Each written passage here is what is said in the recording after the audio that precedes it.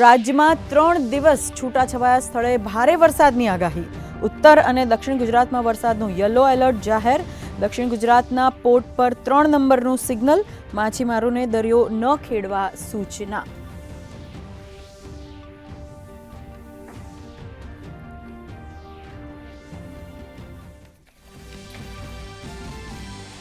હવામાન વિભાગની આગાહી મુજબ રાજ્યમાં જામ્યો વરસાદી માહોલ. ડાંગ જિલ્લામાં ધોધમાર વરસાદ, તો ભરૂચમાં વરસાદથી ડાંગરના પાકને નુકસાન. અમરેલી અને માંગરોળના દરિયામાં જોવા મળ્યો કરંટ.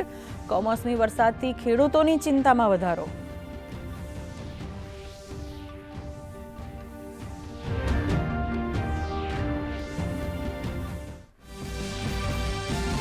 દિવાળીના તહેવારો નિમિત્તે ફરવાના સ્થળો પર પ્રવાસીઓનો ધસારો.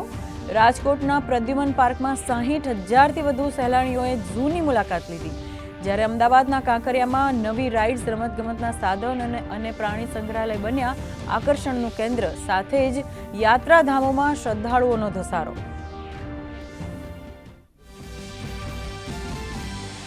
બિહાર ચૂંટણી પ્રચારમાં દિગ્ગજોએ ગરજી સભા. વરિષ્ઠ ભાજપ નેતા અમિત શાહે નાલંદા, મુંગેર અને ખગડિયામાં કર્યો પ્રચાર. આરજેડીના જંગલરાજની જગ્યાએ એનડીએના વિકાસરાજને પસંદ કરવા કર્યું આહ્વાન.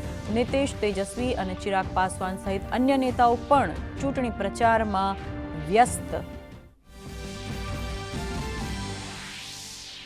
બિહાર ચૂંટણીમાં પોસ્ટર વોર વચ્ચે તેજસ્વી યાદવ પર આચાર સંહિતા ઉલ્લંઘનનો આરોપ. એઆઈ જનરેટર ભ્રામક વિડીયોના પ્રસાર સામે ભાજપે ચૂંટણી પંચને કરી ફરિયાદ.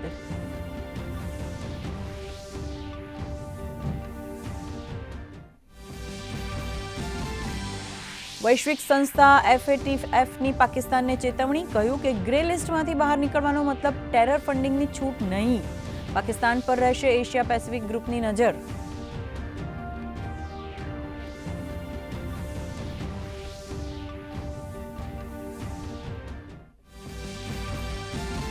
નહાએ ખાએ સાથે દેશભરમાં છઠ મહાપર્વની ઉજવણી.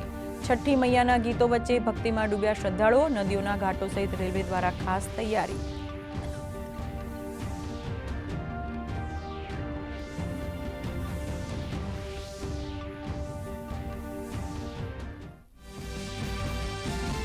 અને સિડની વનડે મેચમાં ભારતે 9 વિકેટે મેળવી જીત. રોહિત શર્મા અને વિરાટ કોહલીની જોડીએ અપાવી જીત. રોહિત શર્માએ ફટકાર્યા 121 રન, તો વિરાટ કોહલીએ કર્યા 74 રન.